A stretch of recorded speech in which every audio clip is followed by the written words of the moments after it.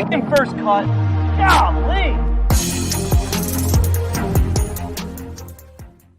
Welcome to the First Cut Podcast. I'm Rick Gehman, and this is your mega preview pod for this week's 3M Open. That's storylines, it's best bets, it's one and done, it's all that good stuff. And joining me to break it all down, the coach is here. Coach, good to have you. I feel very inadequate in the presence of KP this week, but I am going to attempt to do this show. I appreciate the bravery and courage, Coach. Thank you very much.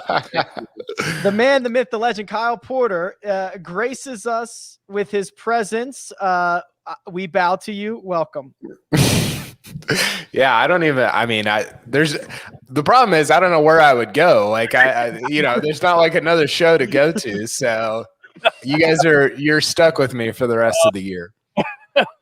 If you missed the Sunday recap pod, Kyle Porter had made 2 bets last week. 90% of his funds that we allocate him to John Rahm to finish inside the top 10. Check mark. Got that one. And saved 10 bones to put it on some random 40-1 shot. A guy who had never played an Open Championship. A guy who said he hated the way his clubs felt through the turf. A guy who can't putt. Yeah, here we are. That's a great way to frame it. 40-1, who'd never been there and couldn't swing an iron the week before. That's the perfect way to frame it. The producer Jacob was right. My only misstep is that I should have parlayed the 2 because that's what I've been doing for the last month. Oh, yes. Yeah. That would have been, it would have taken it up a notch. But yeah, I'm pleased with the way last week went. The process is doing what it should do.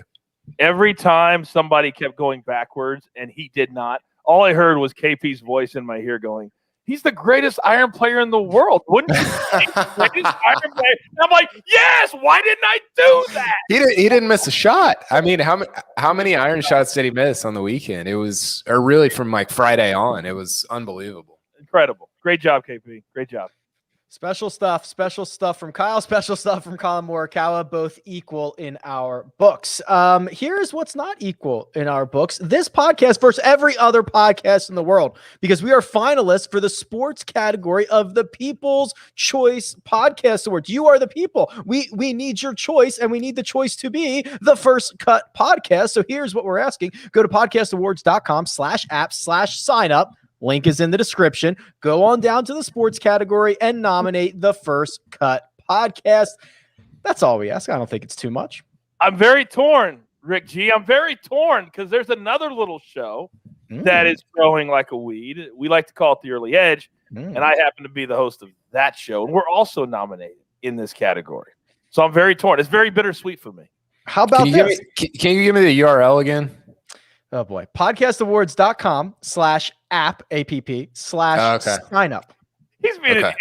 He didn't need the URL. No, I did. I put in apps with an S. So. I thought you were a smart ass. Well, usually I am, so that's a pretty good bet. Here you go. How about this? Use 2 email addresses and vote for both. I'm cool. Cancel each other out. Just do it.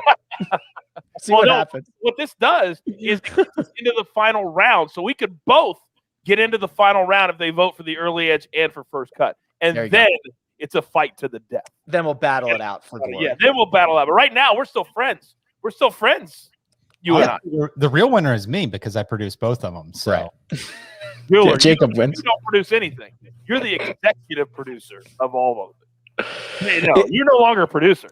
It's like when a guy gets traded mid-season and can get a ring no matter what team wins the finals. It's like, I'm getting a ring no matter what. I don't really care. Oh, so good. Gentlemen, we've got a little 3M Open action this week, but it wouldn't be a major championship if we didn't talk about it into the following week. And we got a little major championship hangover situation here, KP, because there's a couple big names coming over. DJ's making the trek back. Louis, Patrick Reed, he got an early start back to the States. Tony Finau, Ricky Fowler. Do you ever start considering, like, man, it's pretty tough to come back from another continent after a draining major championship, fly to Twin Cities, and tee it up for 4 more rounds? I mean, I was shocked to see probably Oosthuizen the most. I mean, it just doesn't. I'm surprised he's not like planting wheat or whatever he does out on his farm. I mean, what wasn't that like surprising to see him in the field? Shocking.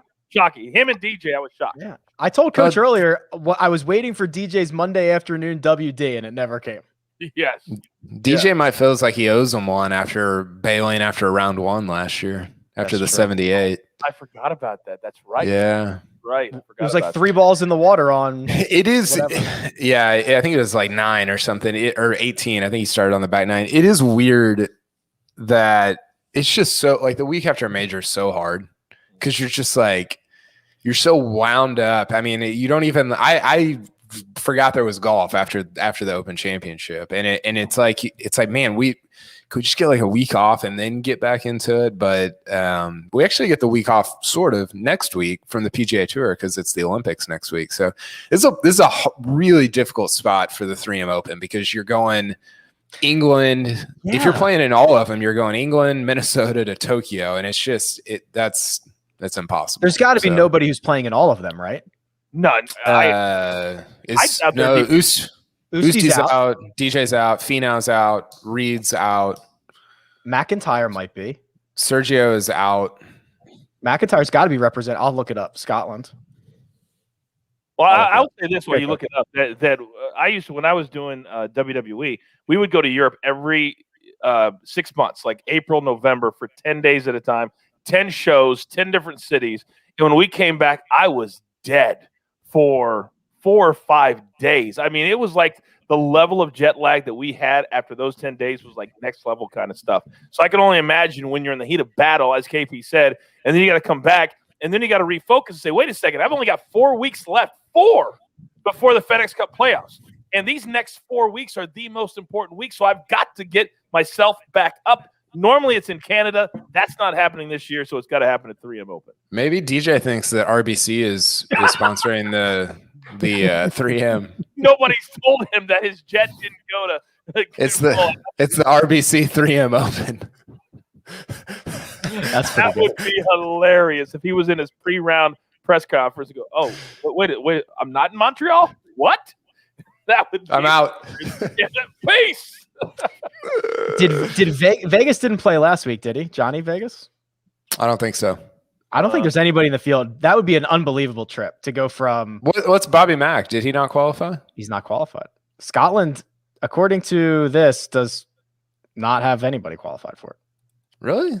Did you guys see today, by the way, the head of the Olympic Committee, because COVID is resurging so much over there, he said they're going to reconvene in like 3 days or 4 days and decide if they're going to call off the entire thing. No, really? I feel like I heard that. Yes, that was a report today. He was quoted today as saying wow. that they could call off all the Olympics, and that would be all kinds of bad for a lot of companies. Not CBS, but that would be brutal. I'm looking forward to the Olympics. My kids are looking forward to it too. Yeah. No crowds, no at any events. I mean, it just stinks all the way around. But I agree with you, KB. I love the Olympics. Yeah, it does. I don't know what it feel like. It does stink, though. I can't believe how few. Go ahead, Rick. I was going to say, let me put a bow on this. Will Carr in the chat, very apt. Emiliano Grillo played last week, playing this week, is representing Argentina in the Olympics. Oh, is he the only one? He's the only one. As far as I can tell right now, he is the only guy. Well, we know Angel Cabrera is not representing Argentina in the Olympics. He's a little preoccupied for the next 2 years. We know where he'll be, though. Yeah, we know exactly where he'll be. That was kind of a cheap shot. Two-time major. No, yeah, two-time major winner. Angel Cabrera. Guess what, Kyle? Don't do it, and then maybe we won't say anything about it. How about we don't do that on Hill? It drives me nuts when those stories come out. I apologize. Continue. What I was going to say is I can't believe how few weeks are left in the, well, it feels like it's been going on for 3 years, but also I can't believe how few weeks there are left in the PGA Tour season. 3M Open this week. Next week is the Olympics. The following week is WGC FedEx, and then the opposite is Barracuda. Then Wyndham. That's That's your regular season. Then we're going to have Northern Trust BMW Tour Championship. This is it, especially for guys on the outside of the playoffs looking in. We're running out of time here. And that was one of my storylines for this week is you've got some names around the top 125, and some of this doesn't matter because they're going to keep the card anyway. But it's Fowler, Gary Woodland, Justin Rose, Fleetwood could do the Martin Keimer where he loses his card, and he'll get into stuff, but it will be kind of via the European Tour, like WGC stuff. But yeah, there's some really interesting names around that top 125 right now. Justin Rose on the outside looking in. I feel like he was on the outside looking in this time last year, wasn't he? Wasn't he one of the names we were like, oh man, he's not going to make the playoffs, Coach? He's been bad. He's been bad. I mean, he's hitting shanks. I've seen at least 2 or 3 shanks in the last 6 weeks from him. Probably because I do PGA Tour Live, and that's where we see all of them. But it's one of those situations where a guy like him, and I think this is what is most difficult, guys, when you are a fan of a sport, and obviously we're more into golf than most people are, but I feel like this is a changing of the guard. Every 10 to 15 years, you've got those top names up there, right? And then you've got a new surge of players coming in. And now that the players are so ready coming in off the Korn Ferry Tour, you're seeing first-time winners more than ever. And then you're seeing names like what KP just alluded to are saying, wait a second, these young cats don't care if I make the playoffs. These young dudes don't care. They care about themselves, and they should. And so now all these guys in their 40s, Charlie Hoffman, Stuart Sink, Lucas Glover, the ones that are winning and performing well, they're looking at themselves saying, if I don't pick it up, I'm going to be the next ones out. And when you go out when you're 45 and lose your card, guess what? Chances are you're probably not coming back in, because I work with a lot of those dudes at PGA Tour Live who are waiting to turn 50. And that's just the way it is right now with so many good young players on tour.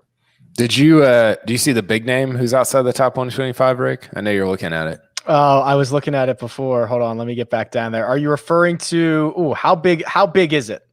Are you like joking that it's big, or are you like No, I'm kind of joking, but not really. I mean, not for me. I don't know who it is. Who is it? The Chuckster, Charles Howell. Chucky 3 sticks. 20 years in a row he's been top 125, something like that. Great. He's 130 now. He's got time. And he's got like every money exemption that exists to keep his card. So, yeah. And he won. When did he win? 2 years ago. It's been a minute. A minute. He's got the lifetime exemption, right? Doesn't he? Yep. So Michael Thompson's on exemption too. Yep. Molinari. No, wait, Charles Howell doesn't have a lifetime exemption, does he? Well, isn't it? Hold on. Is it an all-time money list? Yeah, you get you get to use it like once or twice. You don't get to. Maybe I'm confusing it with the 20 wins is the lifetime. The 20 wins, yeah. That's what I'm confusing it with. Okay. Yeah. Not top 20 on the all-time money list. I'm confused. Although he is that. Top 150 is also a very important number too. Let's not act like it's just top 125. Top 150 is important, and top 200 is the next important number. So for people to keep in mind of that. So for guys like Lee Biota, who we're going to see this week, so he's got this week. He probably plays Barracuda because he presumably has to, and then he's got to play Wyndham. Like if you're one of those guys who needs to get into the top 25 and needs to solidify their spot, you have 3 cracks, Coach. 3 cracks. That's it. 3. And they should have been playing for this. And they're actually really, really lucky that the Olympics exist. They're really lucky that WGC exists, because without those 2 things, a lot of big-time players would be playing one more event. But look at all the big names that are going to the Olympics. They're not playing either side of that, I doubt. They may come back and play the WGC, but they caught a break that 1 week is ahead of the Olympics. But still, you've got to make your hay right now. Seamus Powers did it great last week at the Barbasol. I guarantee you nobody at home knows that he even won. But he got a 2-year exemption, and good on him beating out JT Poston. But these are the events that you've got to play well in if you want to get into the top 125, and the top dudes are somewhere else. You know what else stinks? I was really hoping Zalatoris was going to win an event and then get into the playoffs and make a run, and now he's hurt, and I don't know when we're going to see him again. Have you used him yet? Oh, I'm sure. I'm sure I have. I probably used him. You were a little upset. That's what's important. I'm just upset because I like the guy. Yeah, I used him at I used him at Bermuda last year. He was the favorite. I think. Yeah. I was like, he won't get better than this. And then he was like number 19 in the world. You used them at Punta Cana, which is same thing. He was like the favorite there too. Yeah, I get all those. There's like 9 of them that I just kind of conflate. Was there anything for you guys? Coach didn't get a chance on Sunday to kind of, any Open Championship stuff. Was there anything lingering that you guys had from the Open? I'm always the guy that looks back at the end and says, what was I thinking? And I think there was a lot of that last week is Colin Morikawa was clearly, in the way that it was set up, he was the best player. And I love, and we see this more times than not in the Open Championship, that usually the cream does rise to the top. And when you looked at that leaderboard, after all the ups and the downs, what did we have at the end? We had Rahm, we had Kevin. Flushers. We had the flushers, exactly. We had the flushers. So that was my biggest takeaway. And that's going to be one thing that I remember moving forward, being a part of this show and being a part of CBS, is understanding. And Colin Morikawa even alluded to it, which I thought was incredibly insightful from him. He was like, listen, I realized last week and this week that dudes that win figure out a way to do it when everybody else falls off. Wasn't that an incredible quote from him? Yeah. It was so good. Are you talking about when he was talking about his putting?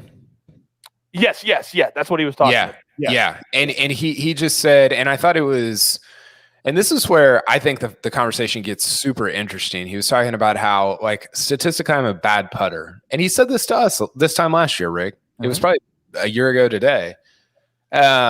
Statistically, I'm a bad putter, but you know what? When the chips are down, I'm going to effing make them. And boom. And it's like, I don't know, man. There's not a statistic for that. Unfortunately. And that's part of why, like, you can't play the golf in a spreadsheet as much as I would have loved Webb Simpson to win the Masters last year in your spreadsheet. He gets one sleeve. You got to go out and do it. And, I was on later, I think it'll come out later this week. I was on the No Laying Up podcast with Chris Solomon, and we were talking about how Morikawa's, if you look at his putting page, his strokes gained putting page on like Data Golf, the variance of his tournaments, it's like the overall thing it's not that great, but it's weeks where it's like really high and then weeks where it's really low. And that's what you want. I don't understand why guys are always like, I want to be more consistent. I want to be more consistent. That's great if you want to make a lot of money, but you actually don't want to be more consistent. You want to have more variance, right? You want to have wilder swing, at least with the putter. Now, tee to green, probably not the case. But last thing on this, so I pulled these 2 shots out of the Open. And if you say, you could say Spieth and Morikawa were tied other than these 2 shots. So one of them was Spieth's putt on 18 on Saturday, right? Yeah, okay. The other was Morikawa's putt on 14, the par 5 on Sunday. Where he left it on the wrong side of the ridge and then putted up that one? Buried it. So one of them was a 3-footer, Spieth's, that he missed. There's like statistically a 95% chance that he makes. And the other was the 25-footer that Morikawa makes. Statistically, there's a 90% chance that he misses. So the odds of both of those things happening the way that they did, 1%. Now, you can't pull out singular shots, but if I showed you the rest of the tournament and then just showed you those 2 shots, there's a 1% chance of it happening the way it did. And that's Morikawa should have won the tournament. That's not what I'm saying. What I'm saying is the margins of this stuff are like thinner than you even think they are, right? It's insane. You're dead on. And I also, even though you hate seeing somebody lose, I love seeing a race like that where Spieth shoots a 66. He was clearly gutted when he was done doing his interview. And more times than not, you see a player, right, guys, that says, well, you know what? He deserved to win. And so congratulations to him. Spieth did that, but you also could tell that he was just ripped apart. And he pointed to those 2 putts at the end on 17 and on 18, that was the difference in the tournament. There's also a package that ESPN did a couple of weeks ago in the Dustin Poirier, Conor McGregor matchup. And I played that back in my head, and I substituted Morikawa for Dustin Poirier. And in the whole package, it was about you can take the money, you can take the talent, you can take all that, but you can't buy heart. And you could say that about all the different players in the tournament.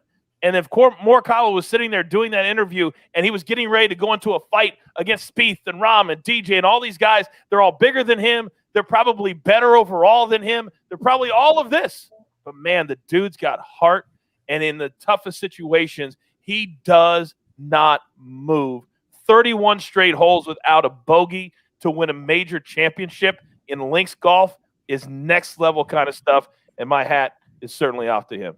I mean, you're right. Like Spieth brought the house. I mean, he brought everything, and that to me was kind of the underrated part of Usti faded, right? And Rahm was too far back. Spieth, he had a couple of bad holes, but those last 12, I mean, he was like coming, and for Morikawa to be like, sorry, dude, this is my tournament. Like, that's sick. Like, that is really, really impressive. And I don't love to get too deep into the like, oh, well, he just wanted it more, or, heart of a champ, like whatever. Like, I think Spieth wanted it a ton, but Morikawa is like, you can have the gifts, but to have like that ability on a Sunday afternoon to stand up to Spieth and be like, sorry, dude, you've already got one. I'm getting one today. That's dirty. Like, you can't,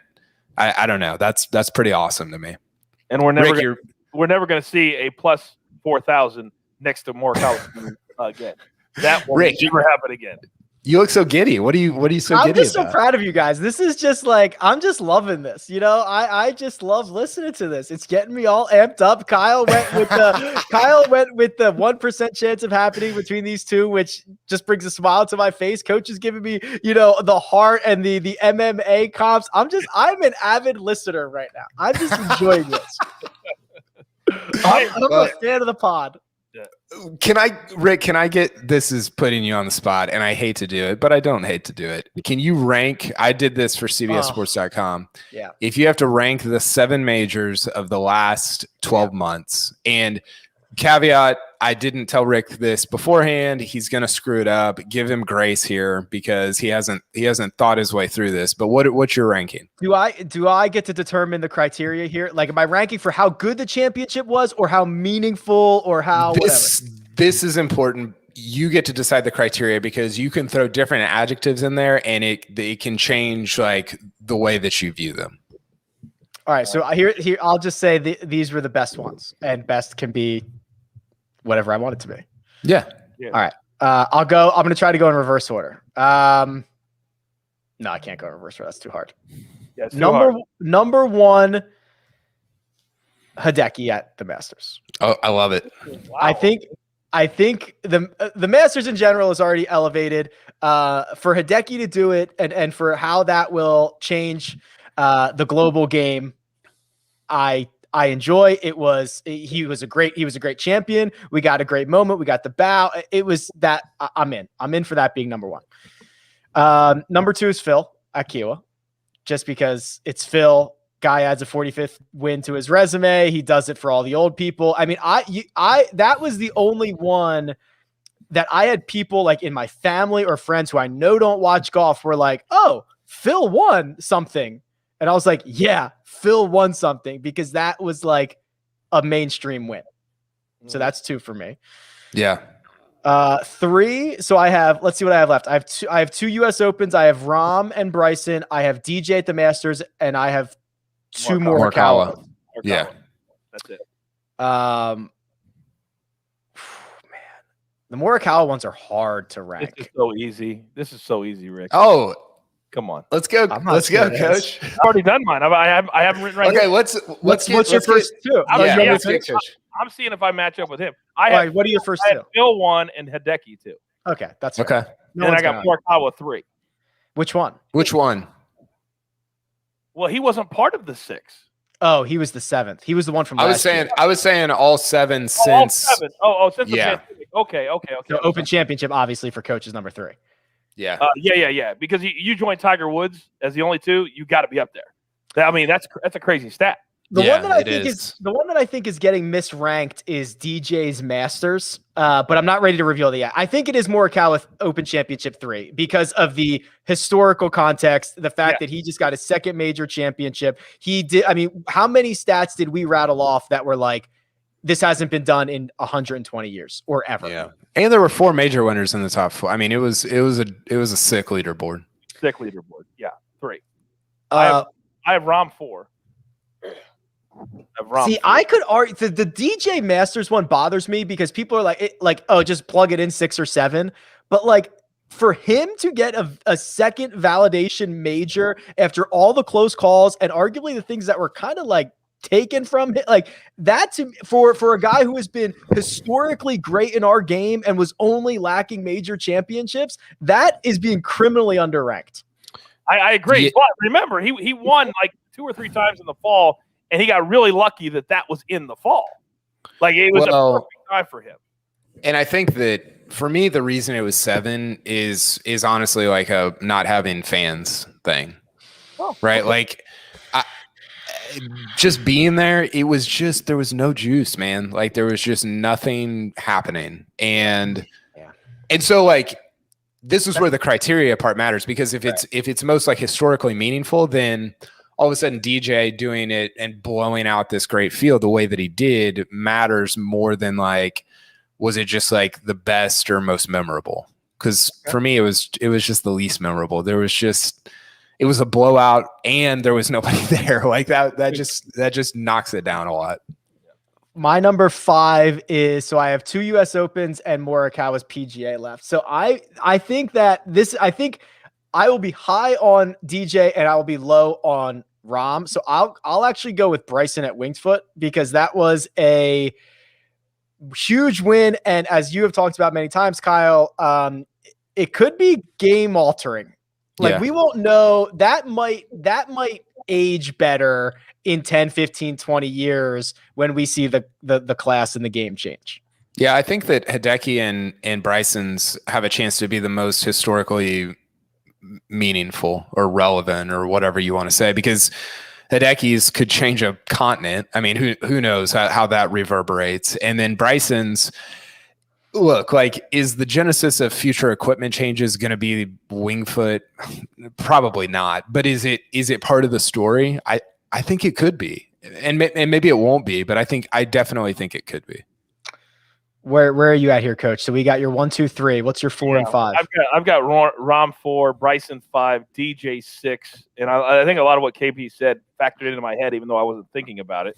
And then I got Morikawa 7 because that was the least amount of juice of any of them, because we were just happy to play it. He did do a great job of separating, but it wasn't the juice that he had at the Open Championship or that the other guys had to come back and win. So even though he had a great shot at 13, but still, that's my least memorable of the 7.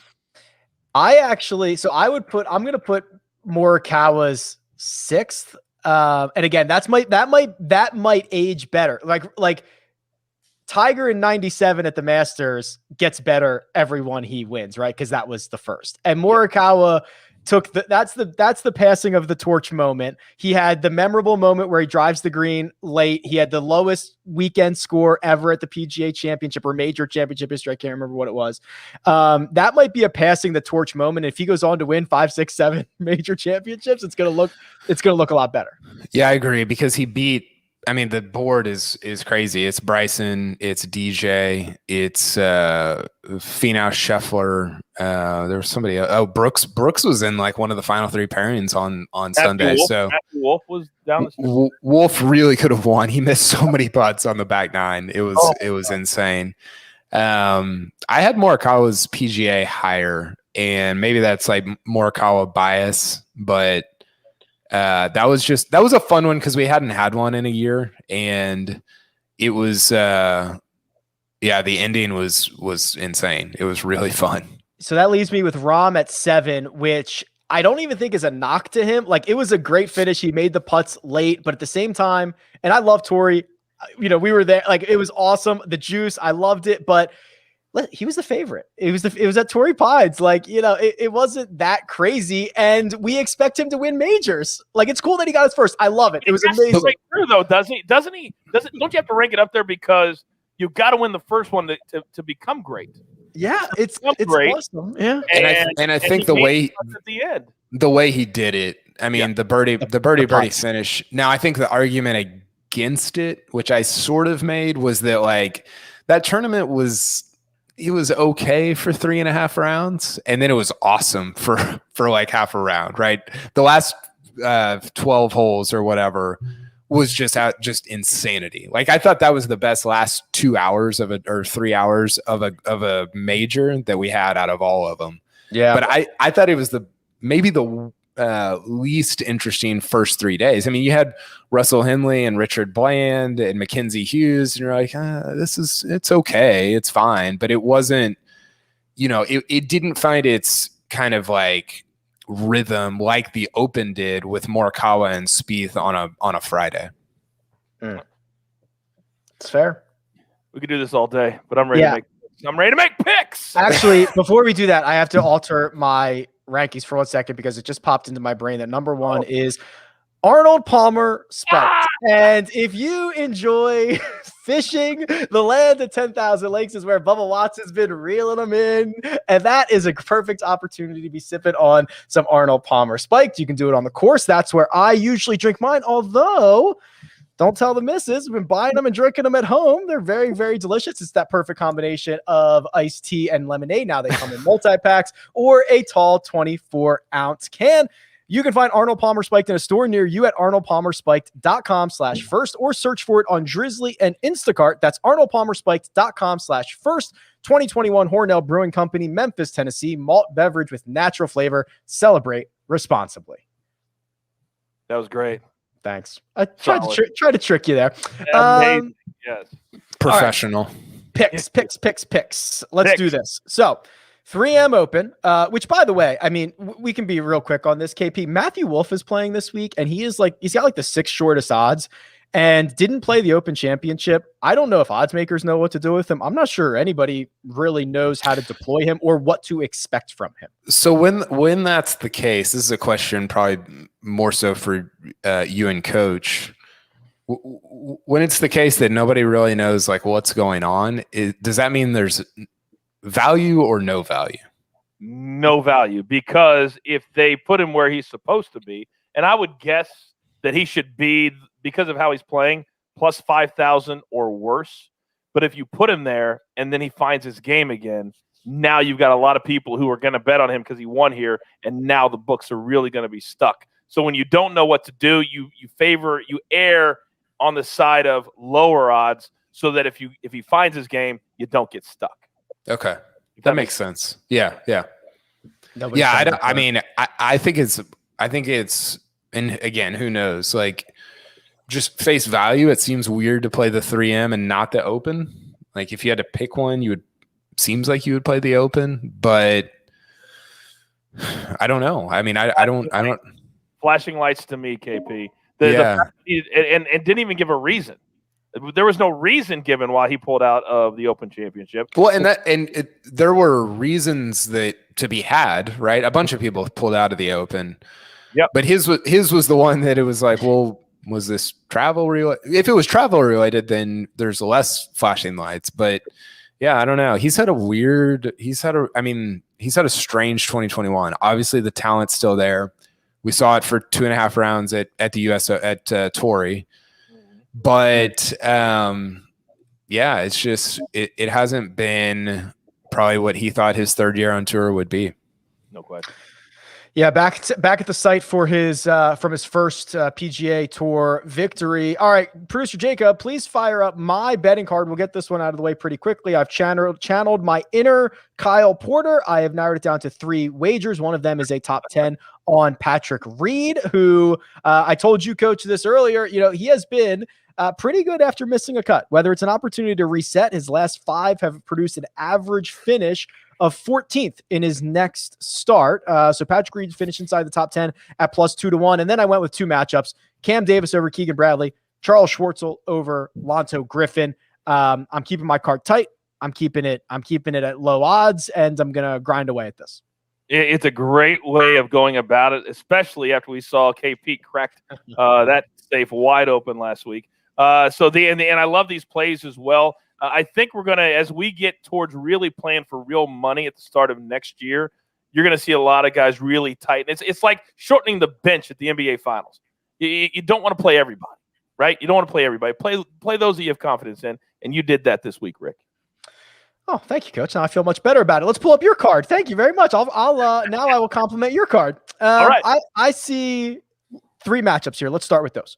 Hank Lebioda over Ricky Fowler. Big one. You took 40% of your funds. You put it on that one. It's your best bet. Then you also went with Cam Davis over Keegan Bradley, and you added Maverick McNeely over Lucas Herbert. So I almost put the whole $100 on Lebioda over Fowler. We're talking about it's fade. I know Fowler's playing better.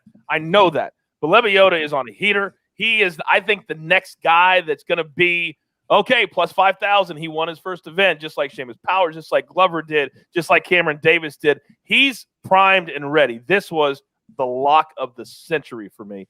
Then Cam Davis had the week off. He's one of those guys, he couldn't go to the Open because of a visa issue because he got married. I'm cool with that excuse. You can't go, but he had a week off, and now he's back playing. I love this matchup because Keegan's really fallen off. And then McNeely, I think he could win this week. And he had a great week for 2 rounds, the middle 2 rounds at the John Deere. So he's really playing well also. And Herbert's played a lot overseas, and he's making the trip over here. And so I'm fading anybody that's going to do that. You round out your card here with 3 props. Top American, Mav McNeely, double down on Mav. Cam Davis, double down on him. Top Australian. So McNeely's 28-1 to be the top American. Cam Davis is plus 175 to be top Australian. And then the big boy, the big dog, the favorite, Dustin Johnson to miss the cut, plus 350. As a great boxer once said, I'm going to shock the world. This has never been played before. I called William Hill. I said, has anybody ever picked DJ to miss the cut? They said, never. I said, I'm doing it. Yeah, never. Every bet ever placed at William Hill. It may or may not be true. So I love the fact that DJ's coming to a place that none of us can figure out why the hell he's playing here. We do know he has a history of withdrawing here. And so for me, I'm banking on the fact that A, he's not going to be motivated. B, he had to make that long trek from Royal St. George's. And I just don't think he's going to give a damn about this tournament. So DJ to miss the cut at plus 350. I love it. So I think the problem with this is he definitely could miss the cut, and nobody would think anything of it. And he could also go out and win. And that's terrifying to me. I don't know what to do with that. That's why, if you notice, KP, I only put $5 on it. Yeah. I found his, I went and looked at his scorecard from last year. So I can't tell on this because he withdrew if he started on, he had to have started on 10 because these weren't his last 3 holes. Okay. I'm pretty sure he did. Yeah. Because by the time I woke up, I was like, oh my God, he's 7 over already. He was first round of PGA Tour Live as well. So he had to play in the morning. So he goes, right. So he goes bogey on 16, double on 17, and then on 18, here's his play-by-play. Shot 2, 198 yards into the water. Shot 4, 182 yards into the water. Shot 6, 180 yards into the water. Here's my favorite one. Shot 8, 186 yards. It was to a foot. To 2 feet 9 inches. Yeah. I remember that. It was insane. Classic DJ. Well, if you give a pro 3 cracks or 4 cracks at it, he's going to stuff one to 2 feet 9 inches eventually. Yeah. That's amazing. A lot of variance in that iron game as well. Yeah. I absolutely love it. What does strokes gain do with that? Oh, I'd have to look it up. It was ugly. It's not good. KP, your turn. You are the champ. You are coming off a big week, and we are asking you, we are requiring you to back it up. And you have 3, no pressure. You have 3 bets on your slip. I'm going to start with your 2 non-best bets.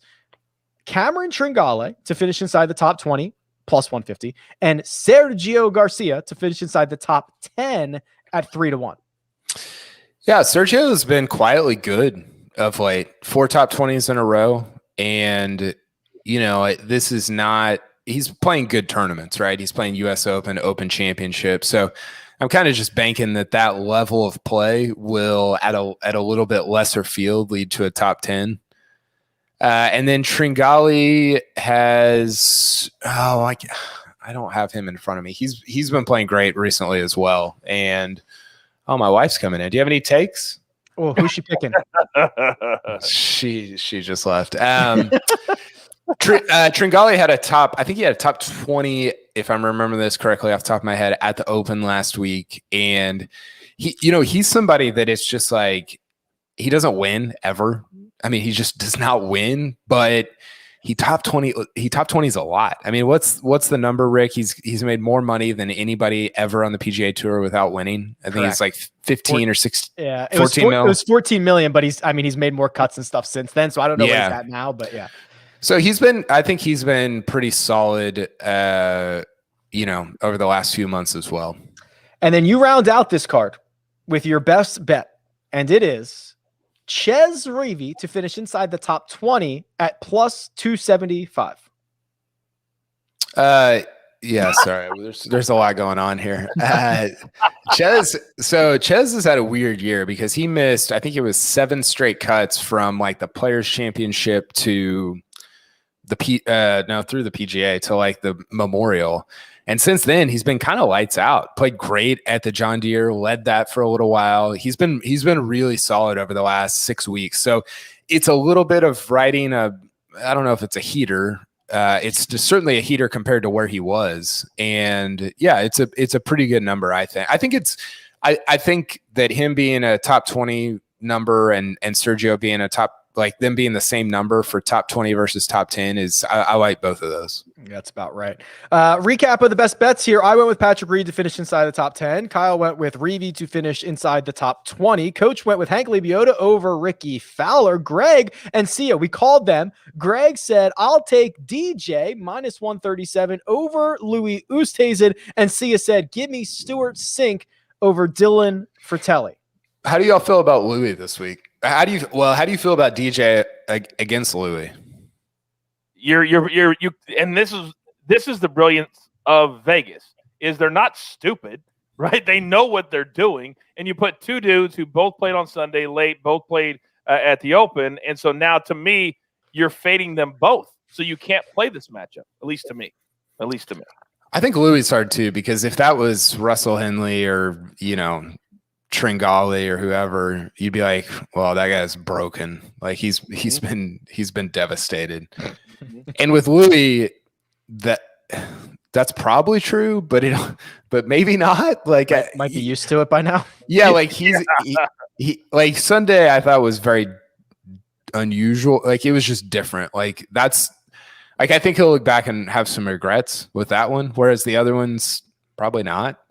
And so I don't know what to do with that. I don't know if he will just keep playing great golf or I don't know. I don't know what to do with him. I think this one's going to sting. I really believe that deep down. He showed absolutely no juice on Sunday. There was never a point from the opening tee shot. So I really believe that's going to carry over. It did with Bryson after whatever major it was. He really stumbled. And I think Louis, at least for a week or two, that's going to sting, KP. I really believe that. Yeah, he was not good on Sunday. It was. My bigger issue is he's like the most expensive he's ever been, ever. Yeah. And it trickles to all the other markets. And now it's like such a big ask and you have to pay the price for it. I'll just pass. And on a course where, I mean, he very clearly gets better on tougher courses against tougher fields. Yeah. And, the numbers that have won this, like 20 under, 19 under, it's just, which by the way, I was thinking about that with I'll say one last thing on Matthew Wolff. I hope that he bounces back really quickly, because 2 years ago at this tournament, he beat Morikawa and Bryson by 1 on an eagle on the last hole.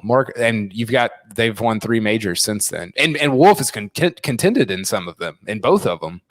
And I'm afraid he's going to turn into Aaron Baddeley or Sean O'Hare. That's what. Well, golf is it's more fun when Wolff's involved. So I hope that he's able to, complete the circle this week and maybe he goes out and wins again. Who knows? Yep.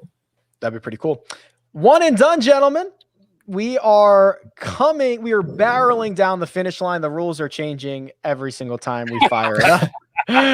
Who knows where we'll be in a couple of weeks from now, but 3M Open. And Coach, you're up because this was an easy one for me because I'm just kind of setting the stage for the start of next season. So I'm just kind of cruising to the finish line. So I'm going to go Hank Lebioda, or as I got yelled at when I called PGA Tour Live, it's Lebioda. So everybody knows Lebioda. I said Lebioda literally for 3 days. And I said, did you not listen to me for the first 2 days when they came in and told me I was incorrect? They didn't have anything to say to that. Hank Lebioda, lock it in. Hammering Hank for Coach. He's at $4.6 million. Producer Jacob got a much needed $682,500 from Louis Oosthuizen last week at the Open Championship. Producer Jacob, you are now $400,000 clear of Coach. Talk to me. Well, I looked over who I have remaining, and it turns out I still have Tony Finau. So, we're going to get second place money for, this last stretch before we hit the playoffs, because I don't want to take them anytime after this. Oh boy! All right, that's a tough scene. Jacob is going with Tony Finau. By the way, I just pulled it up. The shot tracker takes forever. You want to know how many strokes that DJ lost on 18 here last year? I have the number. I'll say 6. It's not quite that many. Probably stuffing it to 2 feet 9 inches helps. He lost on one single hole alone on approach 4.88 strokes to the field from the middle of the fairway on 18. That is brutal. Tough. Hey, real quick. I know you're in the middle of this. I don't understand why we don't do more comments from the comment section, Rick. I believe. Oh, get out of here with this! I know where you're going with this. I should point out all the ones that are anti-Coach. First of all, Jacob, pull it up. There's one that says the pod is twice as good when Coach is on. Great addition. This is just a calamity that you should. Oh my goodness! I agree. That's probably Coach's nephew right there, David Whithoff. No, it's Coach's burner. That's what he was looking down at. He was firing that out. Please continue. I do sometimes read the comments. Sometimes I've got a lot of other stuff going on, but when I see them, sometimes they're okay. KP, you are at 8.1 million, my friend, and you're kind of in a weird situation here. You're running out of events. You are 1.5 million off the lead, but it's kind of bunched up here, and you got saved for 386,000 from Brooksy on Sunday. Where are you going this week? I think I'm going to go with Sergio. Okay. I'm shocked you haven't used him. Yeah, I thought I had. Well, maybe I have. I looked it up, and I don't think I have. Yeah. I won't use him anywhere else. I'm not going to use him in the playoffs. Yeah, I'll go with Sergio. Sergio Garcia for Kyle. He has 8.1 million. Mark has 8.6 million, and I don't think we have his pick. Shocker. I'll hold the episode until he gives me the pick. We're just not going to release the episode. It's a hostage situation. Mark doesn't know you can watch it live. He doesn't know that. No, we're just going to pause and wait. Just sit here live until he gives us his pick. We're holding Mark hostage until he... He's at 8.6 million. He used Louis last week. It snapped a stretch of 5 consecutive zeros, so that was very handy. He's at 8.6 million, and he's about $900,000 behind Greg. And Greg, we do have Greg's pick. Greg is going, and I kind of like this, Bubba Watson for Greg. Interesting. He's not. He's had an interesting summer. Been pretty good. Yeah, he has, but he kind of gets in it at the U.S. Open and just ejects immediately.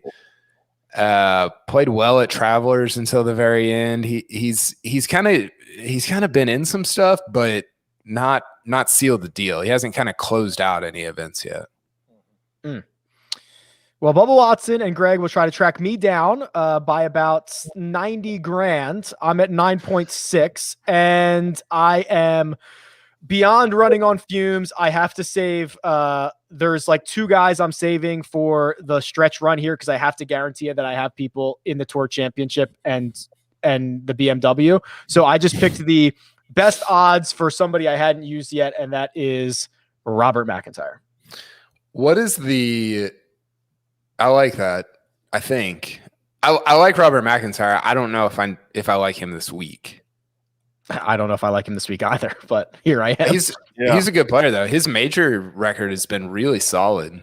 He's good. I mean, he's I think he's like 24. He's pretty volatile, but I like his game. I hope he's on the Ryder Cup team. I think that would be great. What's the most common one and done strategy just broadly? Is it kind of what you've done where just play the guys you want to play and then figure it out over the last 5 weeks, or is it more strategic than that? Because I think there's value to be had in both of those. I'm just wondering which one is more common. Probably the more common one is doing it the way Mark does it, which is kind of like earmarking 10 or 12 guys for very specific tournaments, and then just each week plugging it in. Instead of me, I empty the magazine immediately and then hope that, hey, so like this, like a Hank Lebioda is going to pop up somewhere. You know what I mean? Like someone's going to pop up at somewhere in the summer and start playing well, and I'll worry about it then. But in my scenario, you have to be really careful because I might have gone too far, especially because we go to the Tour Championship. No, that's exactly right, because you look at KP majors and WGCs, rarely do you have a player, with all due respect, like a Hank Lebioda winning. So you earmark all the big ones. You got to take a big game hunter, and then you piece in the lower, easier events to win. And that's how I'm going to do it next year when I run it. That's what I'm going to do. So I'm putting you all on notice. I think there's danger in the strategy that Mark employs too, though, because you might catch a guy that is, I don't know what they're going to be doing in September. You know, I don't know if they're going to be playing well or not playing well. Which, by the way, thinking about this real quick, just you're talking about Hank Lebioda. I brought this up on the No Lane Up pod. What are you thinking if you're Hank Lebioda going to these major championships? I don't even know if he's played in one, but with the string of winners that we've gotten at majors that are like all time good and just, you know, consistently top 15 guys. If you're a Kevin Streelman, if you're a Brendan Steele, like what you show up on Monday and you're like, I've got no shot. I kind of. Well, you know what they think? You know what they think? T20 pays a lot of money. That's what they're thinking. Well, and the way NBC does their coverage too, even the guys that were on Saturday within 2 or 3 shots, you saw them like once or twice, maybe. And I know it's the world feed, but even the networks treat them like they have no shot to win. You know they think they have a shot. Like so I joke about the T20 thing. That's the Kevin Kisner quote. But these guys say Ben Curtis won this.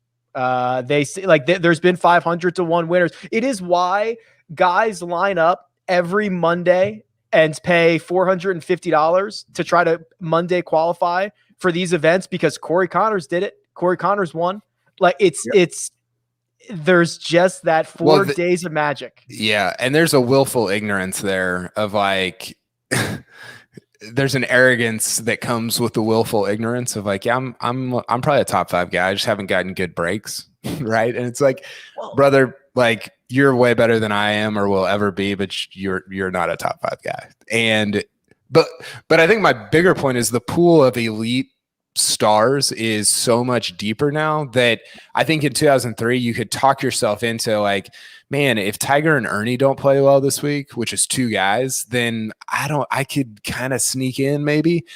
And now you got to say, well, if Brooks and Bryson and Spieth and Rory and DJ and Morikawa and then that's just the morning wave.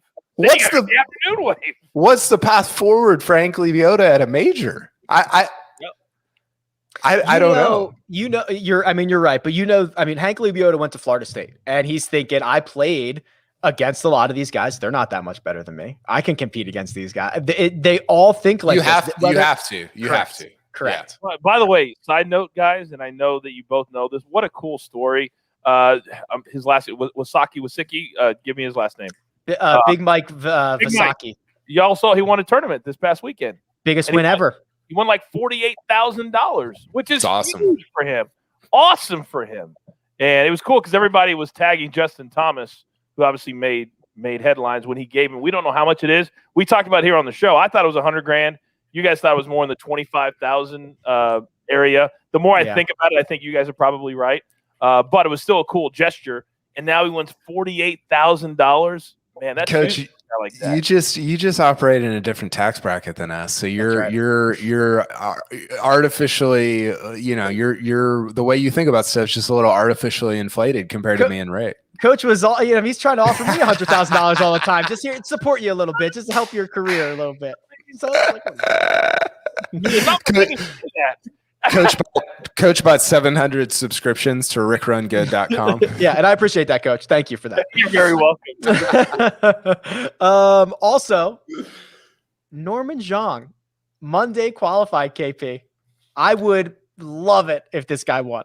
Man, I watched him. I was at the 2018 NCAAs in Stillwater when Oklahoma State won, and he was unbelievable. Just the way that he, like the noise, the sound. You hear guys talk about sound. The sound that his shots makes is very unusual. It's very different, and he just is not.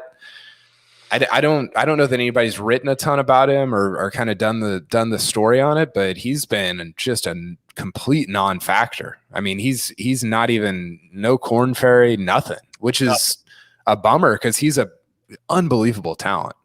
You and Porter, who I work with at PGA Tour Live, he won a couple times in the Corn Ferry Tour. He tweeted about this, and he said he saw Norman Zhang. I got to make sure I have this right. And Colin Morikawa played together at the Walker Cup. Am I correct? Yes. And he said when he was there that if he would have basically, you had to choose, he said he would have taken Norman Zhang all day over Colin Morikawa. Well, and I think especially with the way that modern PGA Tour golf has gone, because Zhang was and probably is a longer and better driver, but hadn't gone well as a pro. He's outside the top 1,100, I believe, right now. He's outside the top 1,800. 1,800. They're even worse. Wow. They only rank like 1,900, don't they? He's played in two. He's played in two OWGR events this year, and he hasn't made a cut since the Utah Championship. He hasn't made a cut on any OWGR event since the Utah Championship in the middle of 2019. Kyle, he played with me 2 months ago. If you're playing with me, you're in. I forgot about that. Yeah. Give us a breakdown of his game. Yeah, he flushes it. Listen, it's weird because I'm sure I would say this about 10 or 20,000 guys that I could play golf with, but it was by far the best thing I've ever seen. He was unbelievable. He kills it. And it's a guy who doesn't have status anywhere. So, but like seeing that up close, it's not fair.